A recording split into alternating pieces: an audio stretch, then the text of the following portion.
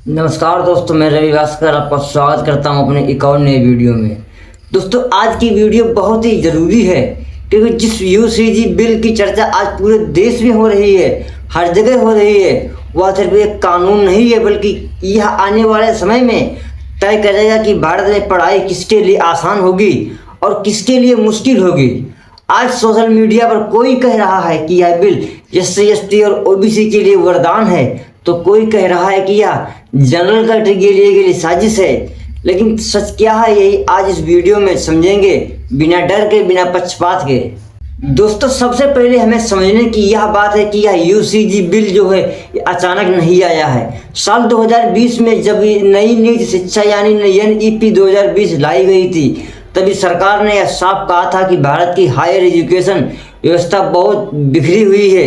UCG, AICTE, NCTE जैसी कई संस्थाएं हैं, नियम अलग अलग हैं, मंजूर अलग अलग हैं, और इसी चक्कर में ना तो गुणवत्ता सुधर पा रही है, ना ही जवाबदेही तय हो पा रही है। और इसी सोच से सरकार ने तय किया कि अब एक ही केंद्रीय संस्था होगी जो पूरी हायर एजुकेशन को देखेगी। दिसंबर 2025 में इस यूसीजी बिल को संसद में पेश किया गया और तभी से इसका विरोध और समर्थन दोनों शुरू हो गए। सरकार कहती है कि यह बिल शिक्षा व्यवस्था को सरल बनाएगा, लेकिन सवाल यह है कि यह सरलता किसके लिए है और किस कीमत पर है। अब बात करते हैं SC/ST और OBC की। सरकार का दावा है कि यह बिल इसके लिए फायदेमंद है क्योंकि इससे नए कॉलेज और यूनिवर्सिटी खुलेंगे, सीटें बढ़ेंगी और नए यूनिफॉर्म सिस्टम बनेंगी, जिससे पहली सीढ़ी के छात्रों को मौका मिलेगा। कहा जा रहा है कि डिजिटल शिक्षा, मल्टीपल एंट्री एग्जिट सिस्टम और स्किल बेस्ड कोर्स से उन छात्रों को राहत मिलेगी जो आर्थिक या सामाजिक कारणों से पढ़ाई पूरी नहीं कर पाते हैं। लेकिन अब जरा जमीन की हकीकत भी समझिए।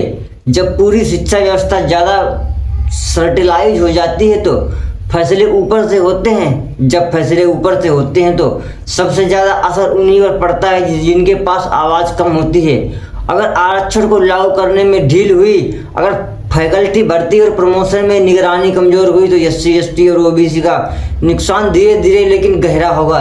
इतिहास गवाह है कि कागज पर लिखे अधिकार अगर सख्ती से लागू ना हो तो सबसे पहले कमजोर वर्ग को पीछे छोड़ता है। अब जनरल कैटेगरी की चिंता समझिए। जनरल कैटेगरी पहले ही कहती है कि बिना आरक्षण, ज़्यादा कट ऑफ और सीमित सीटों के बीच वह सबसे ज़्यादा दबाव में है। इस बिल के बाद उन्हें डर है कि कहीं मेरिट की जगह पॉलिसी हावी हो जाएगी। अगर सरकार का दखल बढ़ेगा और यूनिवर्सिटी की ऑटोनोमी खत्म होगी। उनका मानना है कि जब शिक्षा पर राजनीति कंट्रोल बढ़ता है तो सबसे पहले मेरिट कुचली जाती है। तो दोस्तों, सवाल यह नहीं है कि यह बिल SC/ST और OBC के लिए अच्छा है या जनरल कैटेगरी के लिए बुरा है। असली वजह यह है कि क्या यह बिल छात्रों के लिए अच्छा है या सिस्टम के लिए क्या क्या शिक्षा को सशक्त बनाएगा, या सिर्फ नियंत्रित करेगा कि यह बराबरी लाएगा, या सिर्फ एक नई असमानता को जन्म देगा। सीधी भाषा में कहें तो यह बिल ना पूरी तरह काला है ना पूरी तरह सफ़ेद है। अगर इसे ईमानदारी से लागू किया गया तो आरक्षण, फीस नियंत्रण और निगरानी मजबूत रहेगी, तो यह SC/ST और OBC के लिए अक्सर बन सकता है और जनरल कैटेगरी के लिए क्लैरिटी ला सकता है।